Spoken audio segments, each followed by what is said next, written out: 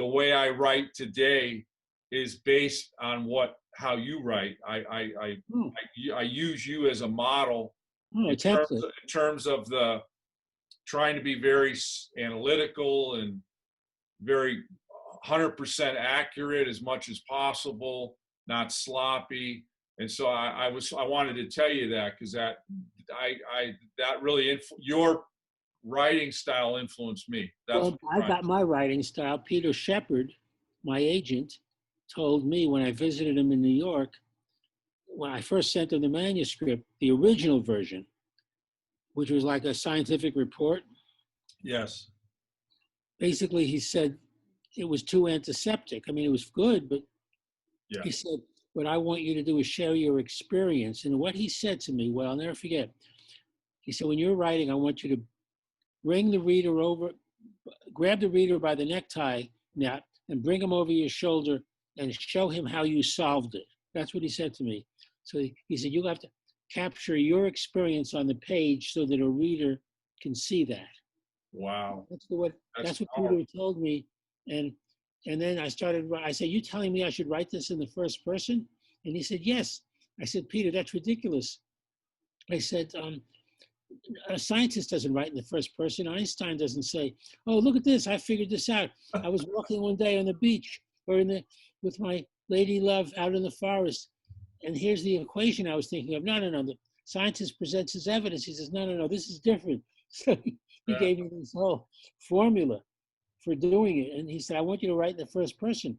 So I wrote him, went back to my residence in Rockaway Beach. I wrote whatever it was anyway. And then he calls me up one day, he says, well, I've been reading this, it's very fine. So you get to page 14 over here, suddenly you're breaking into this scientific mode again. He says, I want this in the first person. Yeah. So that's how it happened. Well, but your style includes, for example, charts. Oh yeah, no, absolutely. And, sketches and sure. That's kind of that's what I do too.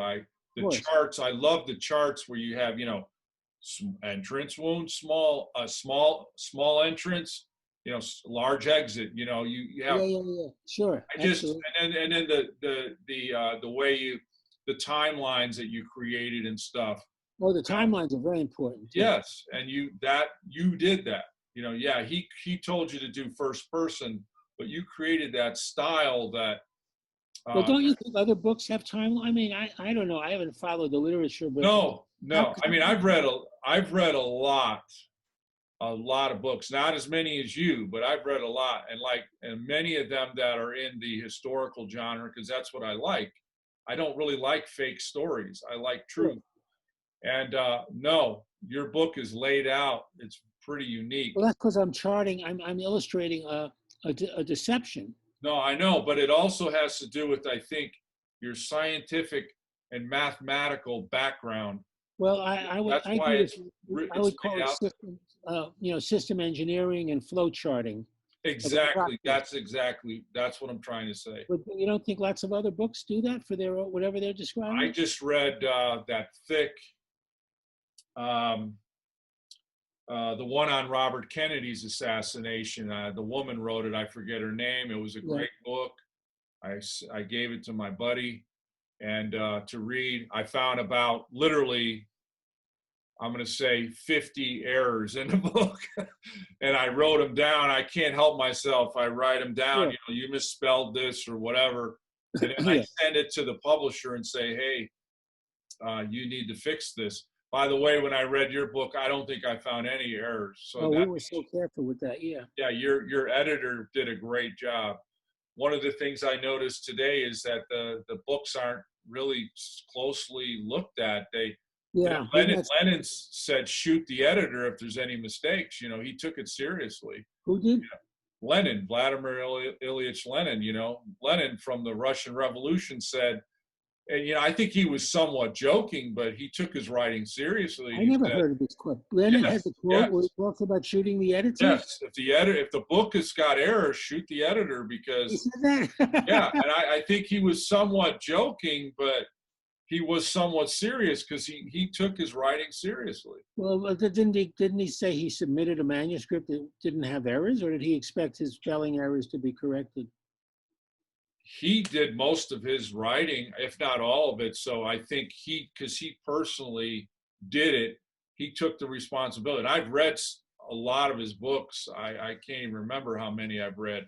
Yeah. And I don't remember seeing errors in them either. And they're technical books. Oh yeah. It's written like best evidence to a certain degree, where it's all the footnotes and, So anyways, I'm getting off the subject, but no, your book is definitely unique, and it's influenced me, and I wanted to thank you for that. So that's all I'm saying.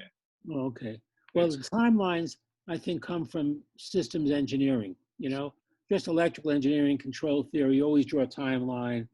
And for example, if I was just an English major, I don't know how an English major would deal with this. For example, an English major would write a paragraph like, consequently, comma, da-da-da-da-da-da. Whereas David Lifton would say, consequently, comma, and then see diagram, and there's a timeline to illustrate what I mean by consequently. Yeah. Also, I was very deeply influenced in studying engineering physics and all the different things in electrical engineering, the whole concept of the before and the after. Yeah. The before, you have an arrow going into the box, and then an arrow coming out. So the signal comes into the black box, and another signal comes out, like a stereo, right?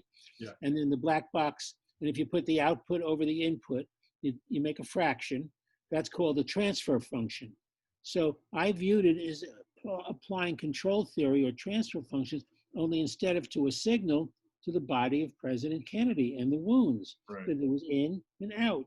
And I actually did that. And very early on, I said, oh, they're reversing the trajectories. And I remember sitting on a chair in my department in Dorothy Street in December 66 and saying, oh, this is like a transfer function. It's just trajectory reversal. Yes. Yes. So that was an aha moment for you. Is what? That was an aha moment for you. Well, yeah, the idea there's a similarity in methodology, the before and after on the body. So I don't know to the extent to which it's affected other books, but I would assume the history. Come on, if you're doing FDR's history, I don't know. Listen, I don't know what has it. I've read David Kennedy's book, Nothing to Fear, I think it's called. It's a great book, but it's nothing like yours. But see, you have to be mathematical because you're dealing with the body and stuff, trajectory, and I'm saying that your book is definitely unique. And that guy Pico said it stands above. I've told you this. It stands above the others. None of them. Who said that? What guy? The guy Joseph from GoFundMe said your book stands above, and I agree with that 100%. Because your book, that's why your book is at the top, in my opinion. Well, it's never been debunked because you put all that hard work into showing visually and then verbally, this is what happened. Well, yes, and I think the fundamental concept is that the body is evidence. Yeah. It wasn't obvious in the beginning. You talk about wounds and da-da-da, and then I don't remember when I had the realization. It was very early on, like all these line drawings, and I said, well, the body is the best evidence. As people talk about the wounds, it's the body. Yeah. The body offers you a diagram of the shooting. Anyway. And another interesting element of your research is you have the book and you tell it verbally and then you tell it visually with your charts and your sketches. And then you also have that excellent video. So you got the audio visual tool.